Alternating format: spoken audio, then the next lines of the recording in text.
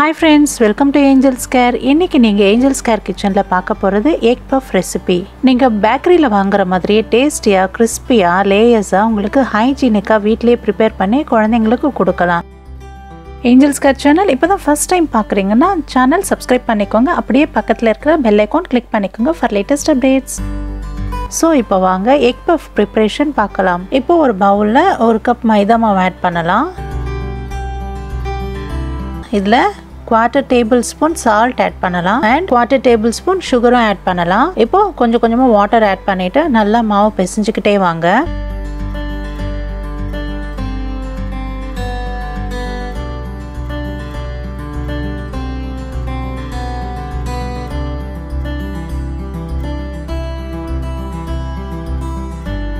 இந்த மாதிரி நல்லா சாஃப்ட்டா பிசைஞ்சிட்டு ஒரு 10 மினிட்ஸ்க்கு க்ளோஸ் பண்ணி வெச்சுக்கலாம். இப்போ ரெடி பண்ணி வெச்சிருக்கிற பஃப் மாவுல கொஞ்சம் dry மாவு ஆட் பண்ணி இன்னும் கொஞ்சம் நல்லா பிசைஞ்சிக்கலாம்.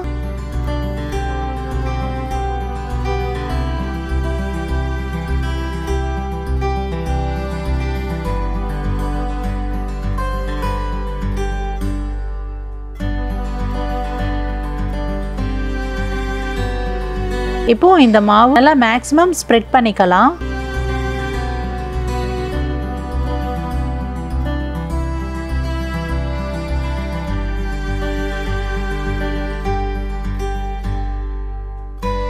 இப்போ மேலே பட்டர் அப்ளை பண்ணலாம். இந்த மாதிரி தரோவா நல்லா பட்டர் அப்ளை பண்ணிக்கலாம்.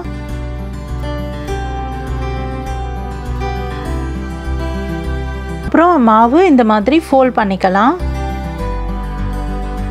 மாவு ஃபோல்ட் பண்ணதுக்கு அப்புறமா மேலே கொஞ்சம் மாவு தூவி இந்த மாதிரி அகைன் ஃபிங்கர்ஸ்ல ஸ்ப்ரெட் பண்ணிக்கலாம். இப்போ இந்த ஃபோல்ட் பண்ண மாவு ஒரு பிளேட்ல வச்சு ஒரு வெட் கிளாத் அது மேல கவர் பண்ணி ஃப்ரீசர்ல ஒரு 15 to 20 மினிட்ஸ் நம்ம வச்சு எடுத்துக்கலாம். இப்போ பஃப்க்கு தேவையான ஆனியன் ஸ்டஃபிங் ரெடி பண்ணிக்கலாம். ஸ்டவ் ஆன் பண்ணி ஒரு பேன்ல 2 டேபிள்ஸ்பூன் ஆயில் ஆட் பண்ணலாம். இதுல சாப் பண்ணி வச்சிருக்கிற ஆனியன்ஸும் ஆட் பண்ணிக்கலாம். நல்லா 2 மினிட்ஸ்க்கு ஃப்ரை பண்ணிட்டே வாங்க. இப்போ ஸ்டவ் ஃப்ளேம் சிம்ல வச்சுக்கலாம். தேவையான சால்ட் ஆட் பண்ணிக்கலாம். இப்போ ஒரு 1/4 tablespoon chilli powder, 1/4 tablespoon turmeric, 1/4 tablespoon garam masala add பண்ணி நல்லா மிக்ஸ் பண்ணிட்டே வாங்க.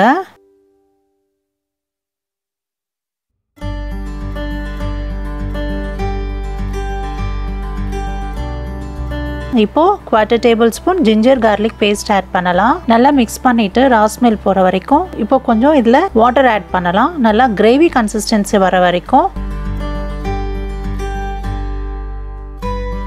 ஒரு 2 மினிட்ஸ் கழிச்சு இப்போ நம்ம ஸ்டவ் ஆஃப் பண்ணிக்கலாம். ஆனியன் ஸ்டஃபிங்கும் ரெடி ஆயிடுச்சு. இப்போ ஆஃப்டர் 20 மினிட்ஸ் இந்த மாதிரி நல்லா ஃப்ரீஸ் ஆகியிருக்கும். இப்போ அகைன் நல்லா ஸ்ப்ரெட் பண்ணிக்கலாம்.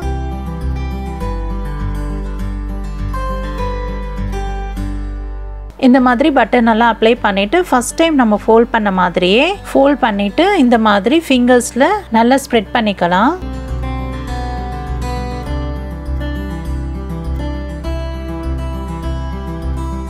இப்போ மறுபடியும் இதை ஸ்ப்ரெட் பண்ணி வச்சிருக்கிற இந்த மாவை ஒரு பிளேட்ல வச்சு வெட் கிளாத் கவர் பண்ணிட்டு மறுபடியும் ஃப்ரீசர்ல 15 to 20 மினிட்ஸ் வச்சுக்கலாம். இப்போ அகைன் 15 மினிட்ஸ் கழிச்சு மாவு எடுத்து பார்க்கலாம். மறுபடியும் சேம் மெத்தட்லயே இந்த மாதிரி ஸ்ப்ரெட் பண்ணிக்கலாம்.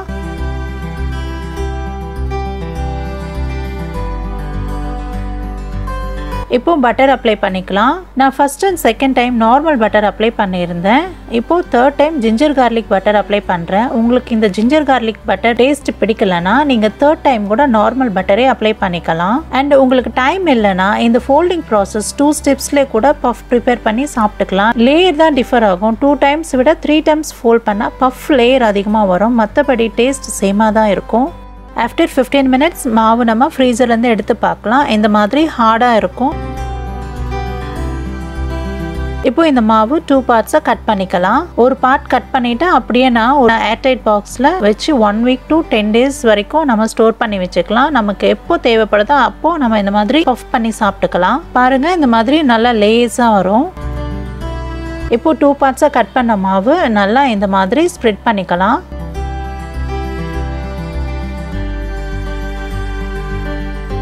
சைடில் கட் பண்ணி மாவு வேஸ்ட் பண்ணாமல் நைஃப்பில் இந்த மாதிரி ஈவன் ஷேப்பில் பண்ணிக்கலாம்.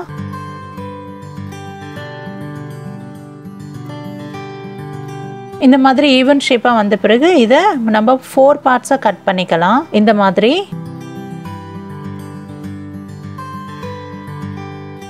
பஃப் ஸ்டஃபிங்காக 2 eggs ஆல்ரெடி நான் பாயில் பண்ணி வச்சுருக்கேன். இந்த மாதிரி 4 பார்ட்ஸாக கட் பண்ணி இதில் 1/4 tablespoon salt, 1/4 tablespoon chilli powder,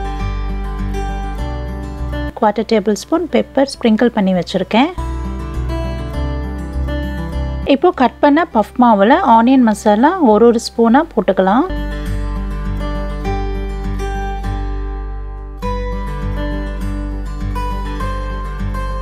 அது மேலே அப்படியே மசாலா ஸ்ப்ரிங் பண்ணி வச்சுருக்கிற எக்ஸ் அரேஞ்ச் பண்ணிக்கலாம்.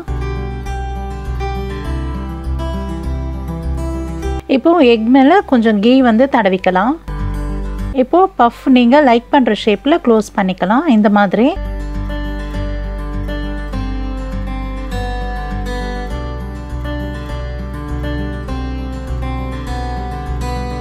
இப்போ ஓப்பனாக இருக்கிற மாவு எட்ஜஸில் கொஞ்சம் கீ அப்ளை பண்ணிக்கலாம். அப்போ தான் நல்லா கிறிஸ்பியாக குக் ஆகும்.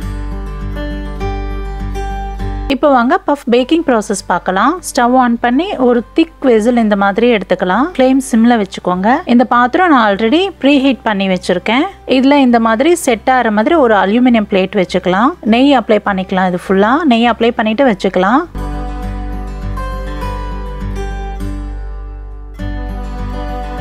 இப்போ ரெடி பண்ணி வச்சிருக்கிற பஃப்ஸ் எல்லாமே இதுக்குள்ளே வச்சிடலாம். இந்த மாதிரி வச்சுட்டு 20 to 30 minutes சிம்மில் நல்லா குக் பண்ணிக்கலாம். லிட் இப்போ க்ளோஸ் பண்ணிக்கலாம். பஃப்ஸு ஓவர் குக் ஆகாமல் பார்த்துக்கோங்க. ஒரு 15 minutes கழித்து லிட் ஓப்பன் பண்ணி பார்க்கலாம். பாருங்கள், இந்த மாதிரி நல்லா கோல்டன் ப்ரௌனாக நல்லா கலர் சேஞ்ச் ஆகிருக்குது. இன்னும் ஒரு 10 minutes கழித்து பார்க்கலாம். ஆஃப்டர் 10 minutes நல்லா குக் ஆகிடுச்சு பாருங்கள். இப்போ பஃப் செகண்ட் சைடும் திருப்பி போட்டுக்கலாம். ஒரு 7 to 10 minutes போதும் செகண்ட் டைம்.